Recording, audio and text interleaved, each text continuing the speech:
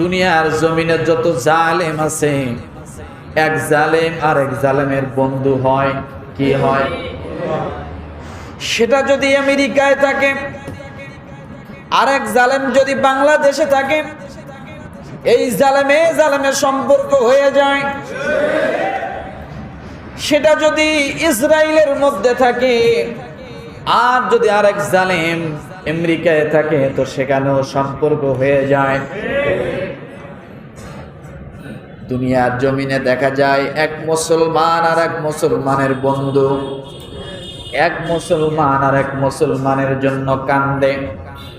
ফিলিস্তিনে মুসলমানকে হত্যা করে, বাংলার জমিনে রাস্তাঘাটে পথে মাঠে মিছিল হয়, মুসলমানরা দেখে দেখে চোখের পানি ফেলায়। কথা ঠিক কিনা? তাইলে বোঝা গেল মুসলমান মুসলমানের বন্ধু। আবার নামদারি কিছু মুসলমান আছে, নামে মুসলমান, প্রকৃতপক্ষে তারা মুসলমান না, সব সময় ইহুদিদের এজেন্ট বাস্তবায়নের জন্য কাজ করে। কথা ঠিক কিনা?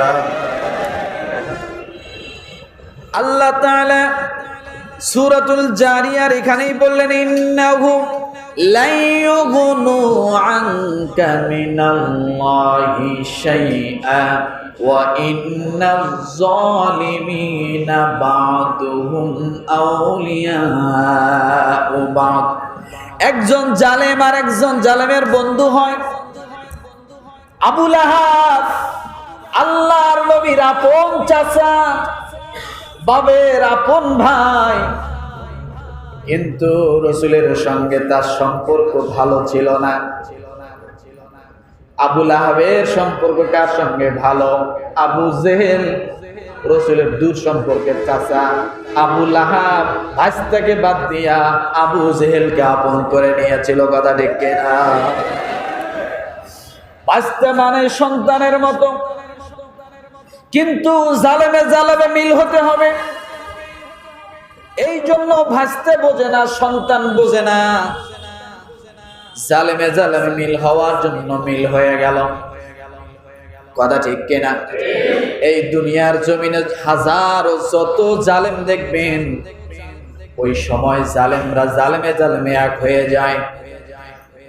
আল্লাহ তাআলা ডাক দিয়ে বলেন, ইন্নাহুম লা ইউগনু আনকা মিনাল্লাহি শাইআ, তাদের দ্বারা তোমার কোনো ফায়দা হবে না।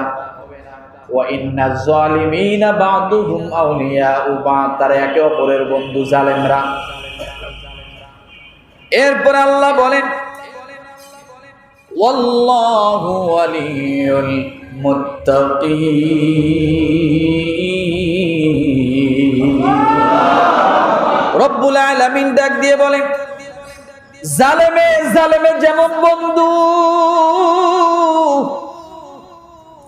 রাসূল আপনি আপনার সাহাবায়ে কেরামকে জানায়া দেন, আপনার উম্মতদেরকে জানায়া দেন, আমার মুত্তাকি বান্দারা সংকীর্ণতায় ভুগতে পারে, মনে কষ্ট নিয়ে চলতে পারে। জালেমে জালেমে বন্ধু, জালেমদের শক্তি বড় মনে হয়।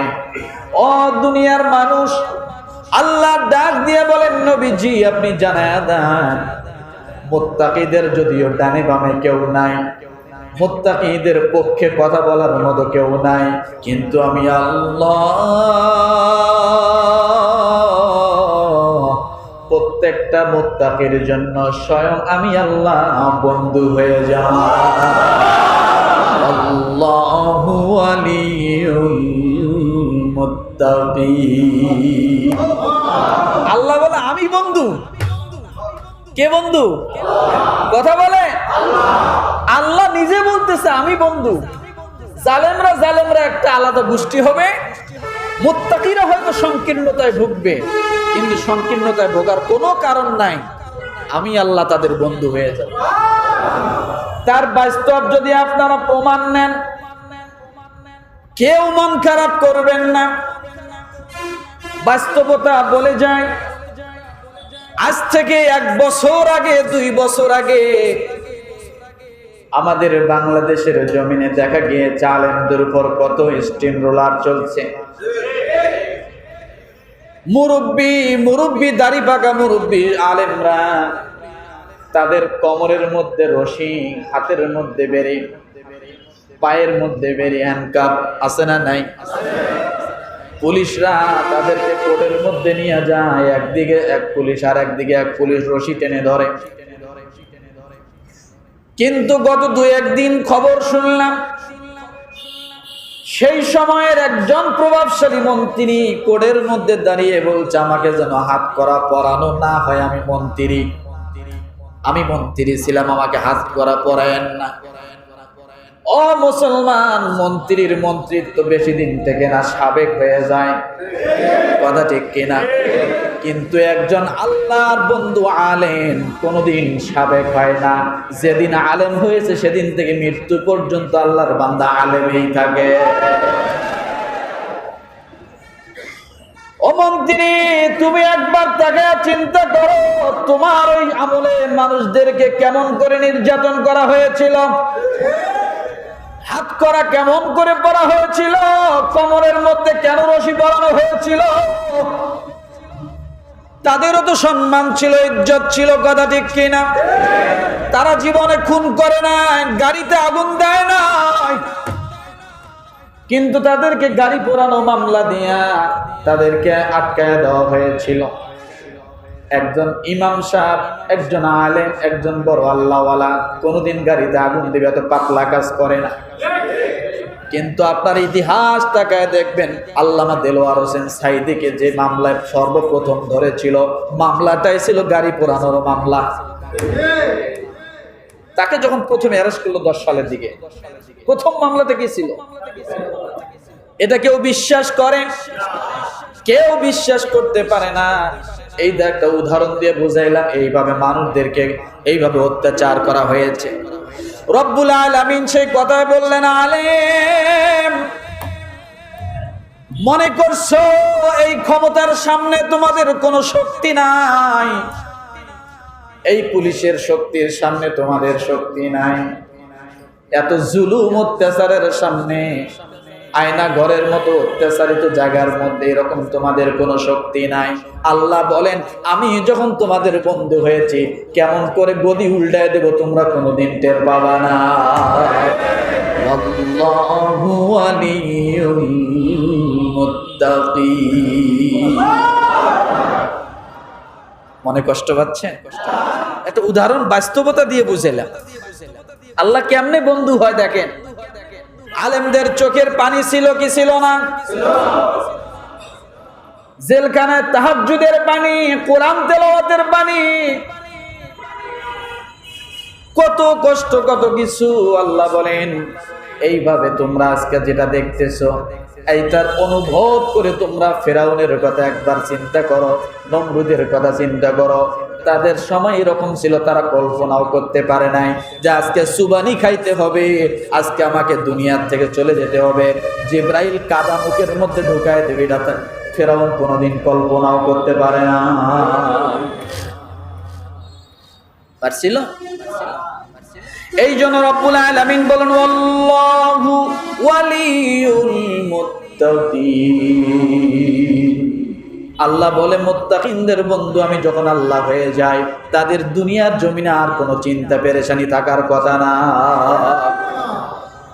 রব্বুল আলামিনকে এবার আপনি যদি প্রশ্ন করেন, আল্লাহ বুঝলাম আপনি মুত্তাকির বন্ধু, মুত্তাকি কেমনে হব?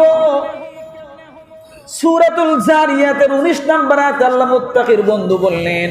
এরপর আপনি যদি প্রশ্ন করেন আল্লাহ কেমন করে বন্ধু হব, আল্লাহ তাআলা 20 নম্বর আয়াতে বলেন, হাযা বাসাইরু লিন-নাসি ওয়া হুদান ওয়া রাহমাতাল লিকাওমিন ইউকিনুন। রব্বুল আলামিন ডাক দিয়ে বলেন, এটা কোরআন সমস্ত মানুষের প্রকৃত জ্ঞানের সমষ্টি এবং যার দৃঢ় বিশ্বাস রাখে তাদের জন্য পথ নির্দেশ এবং রহমত। কোরআন হলো মানুষের জন্য হেদায়াত। কি বলে? কোরআন হলো মানুষের জন্য হেদায়াত, কোরআন হলো মানুষের জন্য রহমত। কয়টা? এরপর আল্লাহ বলেন, কোরআন হলো মানুষের জন্য উপদেশ। কাযালিকা নাকুসসু আলাইকা মিন আনবাই মা ক্বাদ সাবাকা ওয়া ক্বাদ আতাইনাকা মিন লাদুন্না যিকরা। আল্লাহ বলেন কোরআন হলো মানুষের জন্য উপদেশ, অতএব হাজারো ঘটনা কোরআনের মধ্যে আছে, হাজারো কেচ্ছা ঘটনা কোরআনের মধ্যে আছে। 2000 প্রায় আয়াত কোরআনের মধ্যে কেচ্ছা বলা হয়েছে। আল্লাহ কেচ্ছাগুলো বলে বলে মানুষকে বুঝাইছেন। আল্লাহ সে কথাই বলতেছেন, রসূল আপনি মানুষদেরকে উপদেশ থেকে শিক্ষা গ্রহণ করতে বলেন। আমি আল্লাহ কোরআনকে উপদেশ হিসেবে দিয়েছি। কি হিসেবে দিয়েছি? আল্লাহ বলেন আমি কোরআনকে উপদেশ হিসেবে দিয়েছি। সূরা তাহা 99 নম্বর আয়াত কত? আল্লাহ বলেন এই কোরআনকে আমি উপদেশ হিসেবে দিয়েছি। মুত্তাকি যদি কোরআন খুলে খুলে উপদেশগুলো গ্রহণ করে, আল্লাহ বলেন অবশ্যই এটা মুত্তাকির গুণ হবে। বলেন সুবহানাল্লাহ। 26 নম্বরে মুত্তাকির গুণ হলো কোরআন শরীফ খুলবে, কোরআন পড়বে এবং এখানে যে উপদেশগুলো আল্লাহ দিয়েছেন এই উপদেশগুলো কি করবে? মুত্তাকি কি করবে? গ্রহণ করবে। এখন কথা বলবেন, হুজুর এটা পড়ার সময় কই, এটা বোঝার সময় কই, উপদেশ গ্রহণের সময় কই? এই জন্য শুক্রবার করে জুমার দিন নামাজের জন্য আপনারা একটু আগে আগে আসেন। আর কোরআন থেকে যে কথাগুলো বলা হয়, কোরআন থেকে যে কথাগুলো শোনেন, এগুলো উপদেশ হিসেবে অনেকের জীবনে ফিট করি না। বোঝেন নাই কথাটা? এইভাবে শোনার মাধ্যমেও যদি আপনি কোরআনের উপদেশগুলো গ্রহণ করেন, আল্লাহ বলেন এটা হবে মুত্তাকির গুণ। মুত্তাকি ছাড়া কোরআনের উপদেশ কোনোভাবে সে গ্রহণ করতে পারে না। পারে? পারে না। তাহলে কোরআন আমাদের জন্য কি? উপদেশ। আর এই উপদেশগুলো প্রতি জুমায় বাংলাদেশের সব মসজিদে দেওয়া হচ্ছে, তাই না? আমার ভাইয়া 27 নম্বর আয়াত, 27 নম্বর গুণটা হলো যাদের হৃদয় কি পরিশুদ্ধ, যাদের হৃদয় কি, যাদের হৃদয় পরিশুদ্ধ তারা মুত্তাকি। রব্বুল আলামিন এই কথা বলার আগে বলেছেন ইয়াউমা লা ইয়ানফাউ মালু ওয়ালা বানুন ইল্লা মান আতাল্লাহা বিকলবিন সালিম। ইয়াউমা লা ইয়ানফাউ মালু ওয়ালা বানুন, সন্তান সন্ততি তোমার কোনো কাজে আসবে না, তোমার সম্পদ তোমার কোনো কাজে আসবে না। গভীর খেয়াল করে দেখেন কত বড় বড় ক্ষমতাধর সন্তান আছে, কিন্তু মা বাবার কোনো কাজে আসে না। আছে না নাই? মা বাবার কোনো কাজে আসে না। মরা লাগবে না। আপনি দুনিয়ার জমিনে দেখেন, ভালো করে তাকায় দেখেন, ভারতের জমিনে শেখ হাসিনা কিন্তু তার সন্তানের সাথে দেখা নাই। খালেদা জিয়া দীর্ঘ কত বছর বাংলাদেশে, কিন্তু সন্তান আছে তারেক জিয়া বেঁচে, কিন্তু তার সঙ্গে সাক্ষাৎ নাই। আছে না নাই? সন্তান থাকলে উপকার হবে না। আল্লাহ বলেন ওই সন্তান দিয়ে তোমার কোনো ফায়দা হবে না। শুধু তাই নয়, আল্লাহ বলেন ইয়াউমা লা তামলিকু নাফসুন লিনাফসিন শাইআ ওয়াল আমরু ইয়াউমা ইদিন লিল্লাহ। রব্বুল আলামিন বলেন এটা দুনিয়ার জমিনে শুধু নয়, ওই কিয়ামতের ময়দানে কেউ কার উপকার করতে পারবে না। যার কাছে উপকার চাইতে যাবে, সঙ্গে সঙ্গে আল্লাহ বলেন ইয়াউমা ইয়াফিরুল মারউ মিন আখিহি ওয়া উম্মিহি ওয়া আবিহি ওয়া সাহিবাতিহি ওয়া বানি লিকুল্লি ইমরিইম মিনহুম ইয়াউমাইযিন শাআনুন ইউগনি। রব্বুল আলামিন ডাক দিয়ে বলেন কিয়ামতের ময়দানে কেউ কার উপকার করতে পারবে না। ইয়াউমা ইয়াফিরুল মারউ মিন আখি, ভাই ভাইয়ের উপকার করবে না। ওয়া উম্মিহি ওয়া আবি, মা এবং বাপ তার কোনো উপকার করতে পারবে না। যার কাছে যাবে তারা অস্বীকার করবে আমার কোনো সন্তান ছিল না। ভাইয়ের কাছে যাবে, ভাই বলবে আমার কোনো ভাই ছিল না। কারণ সেদিন সকলেই নাফসি নাফসি করবে, পরিচয় দিতে চাবে না। কারণ পরিচয় দিলে বিপদ হয়ে যাবে, না জানে আমার কাছে কি চায়। আছে না নাই? এটা তো আখিরাতের কথা। দুনিয়ার জমিনে এমন আছে না নাই? একই এলাকার মানুষ, গ্রামের মানুষ শুনেছে অন্যের কাছে ওই লোকটা আপনার গ্রামের, আর পরিচয় দেয় না। আছে না? কারণ পরিচয় দিলে যদি আবার বাড়িতে নিতে হয়, ঘরে নিতে হয়, খাওয়াইতে হয়, বিপদ আপদে পড়লে আবার আমার নাম বলে ফাঁকি দিয়ে অন্য জায়গায় দোকান বাকি খাওয়া যায়। আছে না নাই? এই জন্য পরিচয় দেয় না। কি জানি কি পরিচয় দিলে কি না কি দেওয়া লাগবে।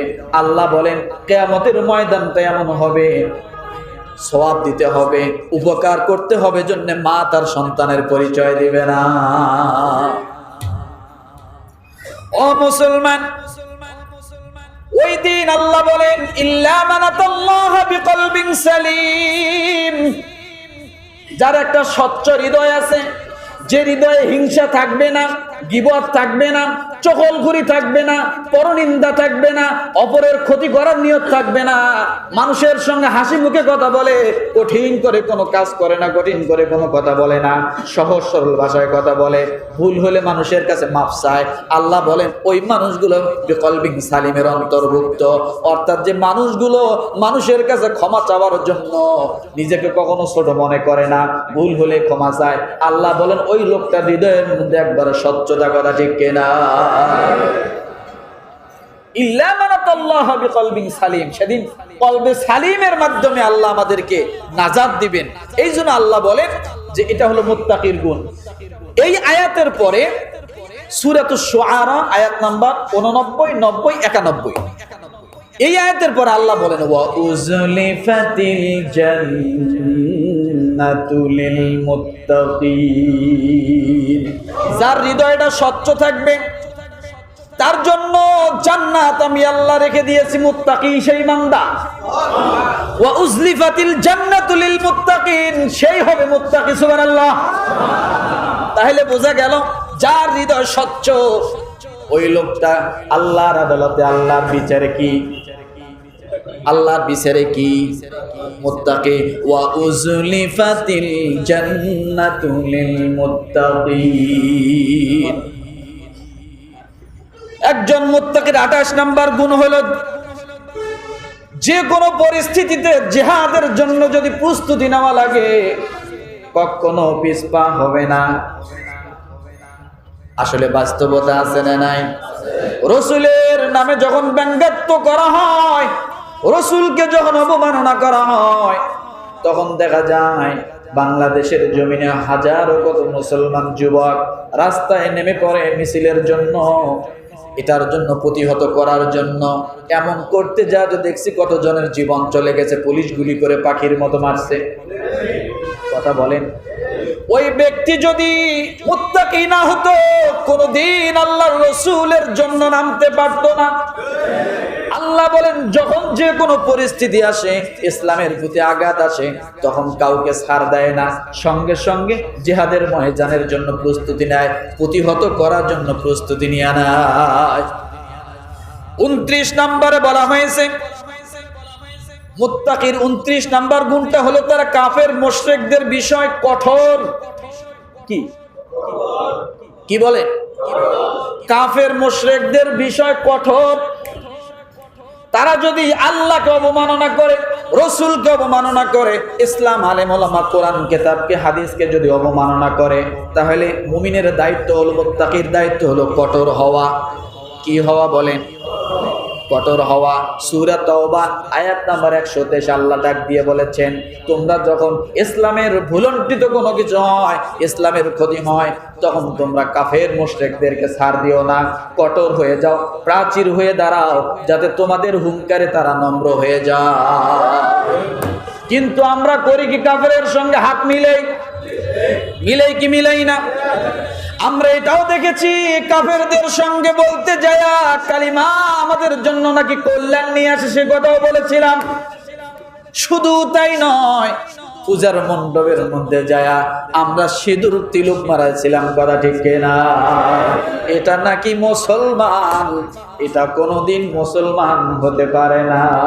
জাগো জাগো মুসলিম সেনা, ভাঙবে কবে তোর নিদ, জাগরত হয়ে দেখাও তুমি মরদে মুজাহিদ। ওরে মুসলিম তুমি ঘুমিয়ে পড়েছ, শয়তান ঢুকেছে মনে,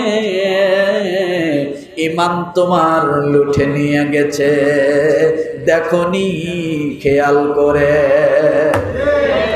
কালকে বলিয়েন ঠিক দাঁড়ায় না মুখ দিয়ে, ঠিক একেবারে পানি খায় নেন। রাগ করলেন নাকি? কালকে রাত্রে খানিক চিল্লাই আসছে আশুলিয়া, তারপরও চিল্লাইতেছে, আর আপনাদের গলায় ওঠে। ও মুসলমান, তাহলে মুত্তাকির 29 নম্বর গুণ হলো সব সময় কাফের মুশরিকদের বিষয় কি থাকবে? ইসলামের খাতিরে তাদের সঙ্গে কোনো আপোষ চলবে না। কি চলবে না? ইসলামের খাতিরে তাদের সঙ্গে কোনো আপোষ চলবে না। 30 নাম্বার, যারা স্ত্রী সন্তানের জন্য দোয়া করে। কি করে বলেন? যারা স্ত্রী সন্তানের জন্য দোয়া করে তারা মুত্তাকি। তারা কি? যারা স্ত্রী সন্তানের জন্য দোয়া করে তারা মুত্তাকি। কে বলেছে কথা? আর আমরা স্ত্রী সন্তানের জন্য বদদোয়া করি, আছে না নাই? জোরে বলেন। সব সহ্য হয়, স্ত্রী সন্তান সহ্য হয় না, আছে না নাই? জোরে বলেন। আল্লাহ বলেন ওয়াল্লাযীনা ইয়াকুলুনা রাব্বানা হাব লানা মিন আজওয়াজিনা ওয়া যুররিয়াতিনা কুররাতা আ'য়ুনিন ওয়াজআলনা লিল মুত্তাকিনা ইমামা। জোরে বলেন। সূরাতুল ফুরকান আয়াত নাম্বার 74। কত? জোরে, আরো জোরে। সূরা ফুরকান আয়াত নাম্বার 74। আল্লাহ বলেন আল্লাযীনা ইয়াকুলুনা রাব্বানা হাব লানা মিন আজওয়াজিনা। আয় আল্লাহ, হে আমাদের প্রতিপালক, আমাদেরকে আমাদের স্ত্রী, আমাদের সন্তানদের পক্ষ হইতে দান করো এমন নয়ন প্রীতি এবং আমাদের মুত্তাকিদের নেতা বানাও। আয় আল্লাহ, আমার স্ত্রী আমার জন্য শান্তিদায়ক বানাও, আমার সন্তান আমার জন্য শান্তিদায়ক বানাও, আমাকে আমার স্ত্রীর জন্য শান্তিদায়ক বানাও, আমাকে আমার সন্তানের জন্য শান্তিদায়ক বানাও। শুধু তাই নয়, আল্লাহ আমার গোটা পরিবার মুত্তাকিদের নেতার হিসেবে অন্তর্ভুক্ত করে নাও। দোয়াটা মুখস্থ করেন। আল্লাযীনা রব্বানা হাব লানা মিন আজওয়াজিনা ওয়া যুররিয়াতিনা কুররাতা আ'য়ুনিন ওয়াজআলনা লিল মুত্তাকিনা ইমামা। সূরাতুল ফুরকান আয়াত নাম্বার 74। আমরা দোয়া তো সন্তানের জন্য করি না, স্ত্রীর জন্য করি না, কিন্তু আমরা কিছুদিন পরে যখন সন্তান বিপদে চলে যায় হুজুরের কাছে আসি, হুজুর একটা তাবিজ দেন, সন্তান কথা শোনে না, আছে না নাই? এই যে তাবিজ দিলাম, সূরা ফুরকান 74 নম্বর আয়াত। এই তাবিজ যদি আপনি নামাজের মধ্যে দুহাত তুলিয়া, নামাজ শেষ করে দুহাত তুলে আল্লাহর কাছে দোয়া করেন, আল্লাহ আমি পিতা হইয়া সন্তানের জন্য দোয়া করি, সন্তানটা আমার বিপদে চলে যাচ্ছে, আয় আল্লাহ আমার সন্তানটাকে তুমি ভালো পথে নিয়ে আস, আমার সন্তানটাকে আমার বাধ্যগত করে দাও।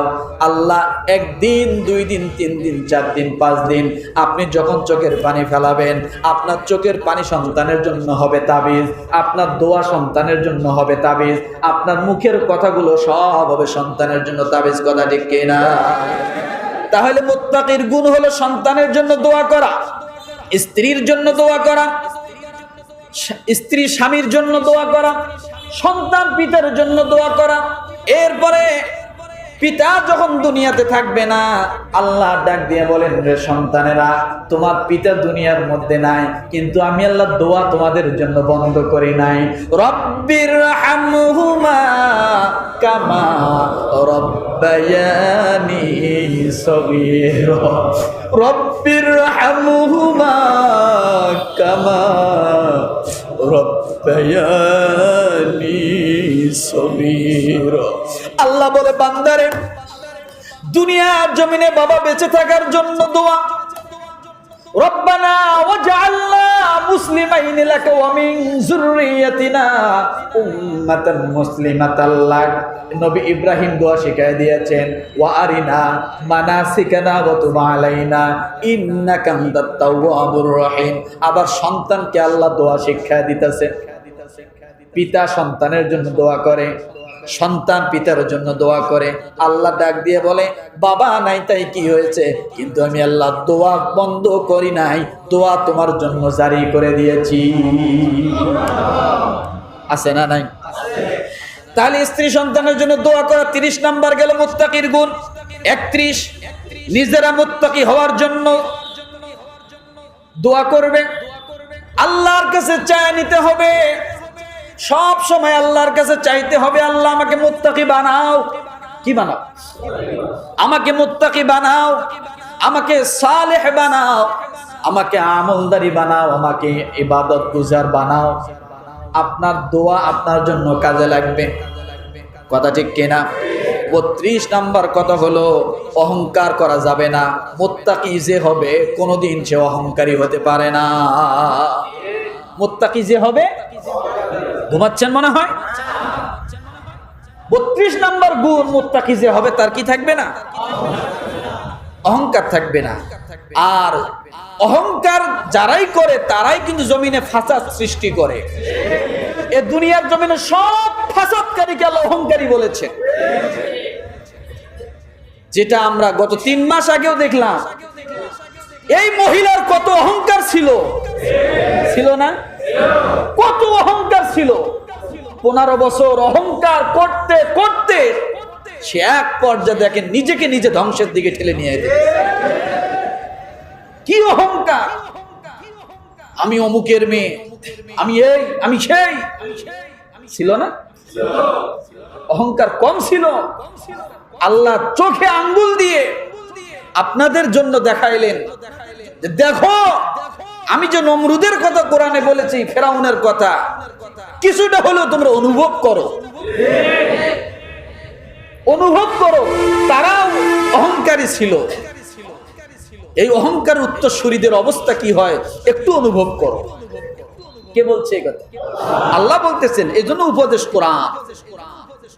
আমার ভাইরা, তাহলে বুঝলাম মুত্তাকির 32 নম্বর গুণটা হবে, সে কখনো অহংকারের মাধ্যমে জমিনে ফাসাদ সৃষ্টি করবে না, ঝামেলা জড়াবে না। যেখানে ঝামেলা দেখবে নিজেকে আড়াল করবে। কথা বোঝেন নাই মনে হয়? নিজেকে আড়াল করবে, ফাসাদ সৃষ্টি করবে না। এরপরে 33 নাম্বার, 33 নাম্বার হলো ফাসাদ সৃষ্টি করবে না। 32 নাম্বারটা ছিল অহংকার করবে না। 34 নাম্বার, আল্লাহ যে নিদর্শনগুলির উপর ঈমান রাখে, আল্লাহ তাআলা যত নিদর্শন দিয়েছে সব নিদর্শনগুলোর উপরে মুত্তাকি কি করবে? ঈমান রাখবে। কি রাখবে বলেন? মুত্তাকি ঈমান রাখবে সব নিদর্শনগুলিতে। আসমানের দিকে তাকাবে, আসমান আল্লাহ সৃষ্টি করেছেন বিনা খুঁটিতে। জমিনের দিকে তাকাবে, জমিন সৃষ্টি করেছেন আল্লাহ মানুষের উপকারের জন্য। এগুলা নিদর্শন দেখবে, আর বান্দা আল্লাহর প্রতি ঈমান আনবে, আল্লাহর শুকরিয়া আদায় করবে। লা ইন শাকারতুম লা আযীদান্নাকুম ওয়া লা ইন কাফারতুম ইন্না আযাবি লাশাদীদ। আল্লাহ বলে, বান্দা তুমি যদি শুকরিয়া আদায় করো, আমি আল্লাহ তোমার জন্য নিয়ামত বাড়ায় দেব। আর তুমি যদি কুফরি করো, অস্বীকার করো, আমি আল্লাহর নিয়ামতকে অস্বীকার করো, আসমান আমি সৃষ্টি করেছি অস্বীকার করো, করো, ডাব গাছে পানি দেয় আমি আল্লাহ অস্বীকার করো, গরুর বাড়ের মধ্যে দুধ দেয় আমি আল্লাহ অস্বীকার করো, তাহলে আল্লাহ বলেন ইন্না আযাবি লাশাদীদ, অবশ্যই তোমার জন্য শক্ত আযাবের ব্যবস্থা। নাউজুবিল্লাহ, বাড়িতে যায় কই কষ্ট হচ্ছে নাকি? ও মুসলমান, এই জন্য আল্লাহ পাকের সমস্ত নিদর্শনের প্রতি ঈমান আনতে হবে। শুধু ইলিশ মাছ খাবেন আর ঢেকুর দিয়ে শেষ করে দিবেন তাই নয়। ইলিশ মাছটা যখন খাবেন, স্বাদটা যখন অনুভব করবেন, আলহামদুলিল্লাহি রাব্বিল আলামিন। যেদিন থেকে ইলিশ মাছের প্রতি শুকরিয়া আদায়, খাওয়ার পরে আল্লাহর শুকরিয়া আদায় বন্ধ হয়েছে, ওদিন থেকে ইলিশ মাছের দাম বাড়তেই আছে। বুঝেন নাই কথাটা? ইলিশ মাছ খাওয়ার পরে যেদিন থেকে শুকরিয়া আদায়, কথা বলে না, বন্ধ হয়েছে, সেদিন থেকে দাম বাড়া শুরু হয়েছে। আগের মানুষগুলো ইলিশ মাছ খাইতো, যেদিন থেকে শুকরিয়া বন্ধ হয়েছে সেদিন থেকে ইলিশের গন্ধ শেষ হয়েছে। আগে এক বাড়িতে ইলিশ রান্না করলে 5 বাড়ির খবর পারতো। এই বাড়িতে ইলিশ রান্না হয়, যার খাতে মন চায় কিনতে পারতো না, তারাও যায় বাড়ির আশপাশ ঘোরাঘুরি করতো, অন্তত মুখ দিয়ে খাইতে না পারলো নাক দিয়ে নিয়ে মনটা ভরায় যায়। কিন্তু এখন 5 কেজি ইলিশ মাছ যদি রান্না করেন, এক পিসের যে ঘেরান ছিল সেটাও না। কথা বোঝেন নাই মনে হয়?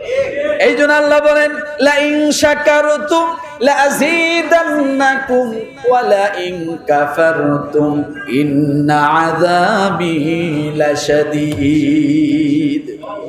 সূরা যুখরুফ আয়াত নম্বর 69। আল্লাহ তাআলা এই আয়াতের আলোকে আরেকটি বলেন 35 নম্বর মুত্তাকির গুণ, যারা আত্মসমর্পণকারী অনুগত বান্দা, আল্লাযীনা আমানু বিআয়াতিনা ওয়া কানু মুসলিমিন। সূরা যুখরুফের 69 নম্বর আয়াত। আল্লাহ বলেন ইয়া ইবাদি লা খাউফুন আলাইকুমুল ইয়াওমা ওয়া লা আনতুম তাহজানুন। আল্লাহ বলে বান্দারে, ও আমার বান্দারা, তোমাদের কোনো ভয় নাই, তোমাদের কোনো চিন্তা নাই। আপনি যদি প্রশ্ন করেন আল্লাহ কার চিন্তা নাই, কার ভয় নাই, আল্লাহ বলেন আল্লাযীনা আমানু বিআয়াতিনা ওয়া কানু মুসলিমিন, যারা ঈমান আনবে আমার নিদর্শনগুলির প্রতি, যারা ঈমান আনবে এবং যারা মুসলমানিত্বর কাজ করবে। মুসলমানের কাজ হলো নামাজ পড়া, মুসলমানের কাজ হলো হজ করা, মুসলমানের কাজ হলো যাকাত দেওয়া, মুসলমানের কাজ হলো একজন আরেকজনকে সালাম দিবে, মুসলমানের কাজ হলো একজনের দুঃখের পাশে আরেকজন দাঁড়াবে, মুসলমানের কাজ হলো মানুষের সব সময় ভালো চাবে, মুসলমানের কাজ হলো লেনদেন ঠিক রাখা, মুসলমানের কাজ হলো মানুষের উপকার করা। আছে না নাই? এই কাজগুলো যারা করবে আল্লাহ বলেন ওই মানুষগুলোই হবে মুত্তাকি। এরপর আল্লাহ বলেন উদখুলুল জান্নাতা আনতুম ওয়া আযওয়াজুকুম তুহবারুন। আল্লাহ বলেন এই 2 কাজ যারা করবে, মুসলমানিত্ব বজায় রাখবে, আল্লাহ বলেন উদখুলুল জান্নাতা আনতুম ওয়া আযওয়াজুকুম, ও বান্দা আমি আল্লাহ তোমাকে জান্নাত দিব। আপনি যদি প্রশ্ন করেন আল্লাহ আমাকে কি একাই জান্নাত দিবেন? আমার ঘরে যে আমার স্ত্রী 60 বছর সংসার করে, 50 বছর সংসার করে, তাকে ফেলাই আমি কেমনে জান্নাত যাই? আল্লাহ বলেন ওয়া আনতুম আযওয়াজুকুম তুহবারুন। আল্লাহ বলেন শুধু তুমি নয়, আমি আল্লাহ তাআলা তোমার স্ত্রী সহ তোমাকে জান্নাত দিয়ে দিলাম। আছে না নাই? সূরা যুখরুফ আয়াত নম্বর 69, 70, 71 সম্ভবত করে দেখেন আমার ভাইরা। 36 নম্বরে বলা হয়েছে যারা আল্লাহর দিকে অভিমুখ হয়, যারা আল্লাহর দিকে আসে, তারা অবশ্যই মুত্তাকি। তারা কি? কথা বলেন। যারা আল্লাহর দিকে আসে তারা কি? এবার আল্লাহর দিকে আপনি যখন যাবেন, আল্লাহ বসে থাকবে না, কি করবে না? আল্লাহ এই জন্য জানাই দিয়েছেন ফাযকুরুনি আযকুরুকুম ওয়াশকুরুলি ওয়ালা তাকফুরুন। আল্লাহ ডাক দিয়ে বলে বান্দা তুমি তুমি যদি আমার দিকে এক হাত অগ্রসর হও, ও বান্দা আমি আল্লাহ তোমার জন্য তোমার দিকে 2 হাত অগ্রসর হই। কেউ ঘুমায় নাকি? আপনি 1 হাত অগ্রসর হন, আল্লাহ বলে বান্দা আমি তোমার দিকে 2 হাত অগ্রসর হই। আপনি যদি আল্লাহর দিকে দৌড়ে যান, আল্লাহ বলে তার থেকে বেশি দৌড় দেই আমি আল্লাহ। এই জন্য রব্বুল আলামিন ডাক দিয়ে বলেন ওয়াসারিউ ইলা মাগফিরাতিন মির রাব্বিকুম ওয়া জান্নাতিন আরদুহাস সামাওয়াতু ওয়াল আরদ উইদ্দাত লিল মুত্তাকিন। আল্লাহ বলে বান্দা তুমি আমার দিকে দৌড়াও, তুমি যদি আমার দিকে দৌড়াতে পারো আমি আল্লাহ তোমার জীবনের সব গুনাহ আমি আল্লাহ মাফ করে দেব। তাহলে আল্লাহর দিকে রুজু হওয়া, এই যে মসজিদে আসছেন না, অনেকেই তো 11টার আগে চলে আসছে। কিসের জন্য আসলে? খিচুড়ি দিব তাই? খিচুড়ি দিব তাই? টাকা পয়সা দিব তাই? উল্টে আরো দিতে হয়, কথা ঠিক না? কিন্তু তারপর কিসের জন্য আসলেন? বাইরে বসে থাকলে তো পারতেন, চায়ের দোকানে আড্ডা দিলে পারতেন না? কেন আসলেন? আল্লাহর মহাব্বতে আসছে। কার মহাব্বতে? কার মহাব্বতে? আমার বাইরে আল্লাহর মহাব্বত যদি আপনার প্রতি থাকে, আপনি যদি আল্লাহর মহাব্বতের সামনে অগ্রসর হতে পারেন, আল্লাহ তাআলা আপনার জন্য সব জায়গায় আপনার হয়ে যায়। কি হয়ে যায় বলেন? সকলেই মনোযোগ দেন। আপনি যদি আল্লাহর জন্য হন, আল্লাহ আপনার জন্য হয়ে যাবে। কথাটা ধরে রাখেন। ও মুসলমান, 37 নম্বর মুত্তাকির গুণ হলো যে ব্যক্তি শেষ রাতে ওঠে, ঘুম থেকে জাগনা হয়, আর উঠিয়া উযু করিয়া 2 রাকাত নামাজের জন্য দাঁড়ায়া যায়। কি করে বলেন? 2 রাকাত নামাজের জন্য দাঁড়ায়া যায়। আল্লাহ তাআলা ডাক দিয়ে বলেন এটা হলো অবশ্যই মুত্তাকির গুণ। কার গুণ? কথা বলেন। যারা রাতের বেলা উঠে, কানু কলিলাম মিনাল লাইলি মা ইয়াহজাউন, যারা রাতের বেলা অল্প ঘুমায়, শেষ রাত্রে ঘুম ধরে না, আল্লাহর বান্দা বিপদের মধ্যে পড়েছে, ঋণগ্রস্ত হয়েছে, মামলায় পড়েছে, মুকদ্দমায় পড়েছে, ও বান্দা আল্লাহ তাআলা ডাক দিয়ে বলেন তুমি যখন মামলায় পড়েছো, মুকদ্দমায় পড়েছো, অভাবের মধ্যে পড়েছো, ঋণগ্রস্ত হয়েছো, তুমি একটু রাতের বেলা ওঠো, তুমি আমার দিকে 2টা হাত উপর দিকে তোলো, আমি আল্লাহর জন্য তুমি নামাজে দাঁড়িয়ে যাও, আমি আল্লাহ তোমার জীবনের সব সমস্যাগুলো সমাধান করে দেব। ওয়াবিল আসহারি হুম ইস্তাগফিরুন। সূরা জারিয়াত আয়াত নাম্বার 17 এবং 18। কত? সূরা জারিয়াত আয়াত নাম্বার কত? 17 এবং 18। আল্লাহ বলেন কানু কলিলাম মিনাল লাইলি মা ইয়াহজাউন। ওই সমস্ত মানুষগুলো যারা মুত্তাকি, তাদের গুণ হলো তারা রাতের বেলা কোনো না কোনো সময় ওঠে। অথবা যদি আপনি উঠতে না পারেন, তাহলে আপনার জন্য কি রাতের বেলা ঘুম থেকে জাগনা পেয়েছেন, আপনি যতক্ষণ ঘুমায়েছিলেন তাহাজ্জুদের সওয়াব আপনার আমলনামায় হয়েছে, জিকিরের সওয়াব হয়েছে, কোরআন তেলাওয়াতের সওয়াব হয়েছে। আপনি যখন রাতের বেলা ঘুম থেকে জাগনা পেয়েছেন, হঠাৎ জাগনা পাওয়ার সঙ্গে সঙ্গে আপনি বললেন আল্লাহুম্মা গফিরলি। কি বললেন? জোরে বলেন। আপনি বললেন আল্লাহুম্মা গফিরলি। যখন আপনি আল্লাহুম্মা গফিরলি বললেন, সঙ্গে সঙ্গে আল্লাহ ডাক দিয়ে বলে বান্দারে, মানুষ গুনাহ করার পরে দোয়া করে, কিন্তু মানুষ যখন ঘুমায় তার কোনোদিন গুনাহ হয় না। কি হয় না বলেন? অন্তত আপনি আমি গুনাহমুক্ত থাকি, যতক্ষণ ঘুমাই ততক্ষণ কোনো গুনাহ হয় না। আল্লাহ বলে বান্দারে, কেউ যদি ঘুম থেকে জাগনা পাওয়ার সঙ্গে সঙ্গে বলে আল্লাহুম্মা গফিরলি, আমার আল্লাহ ডাক দিয়ে বলে, বান্দা, সাথে সাথে তোর জীবনের সব গুনাহ আমি আল্লাহ মাফ করে দিলাম। ওয়াবিল আসহারি হুম ইস্তাগফিরুন। তারা শেষ রাতে উঠে আল্লাহর কাছে মাফ চায়। কার কাছে মাফ চায়? সূরা জারিয়াত আয়াত নাম্বার 17, আয়াত নাম্বার 18 আল্লাহ বলেন তারাও আমি আল্লাহর কাছে মাফ চায়। এই গেল 38টা। কয়টা?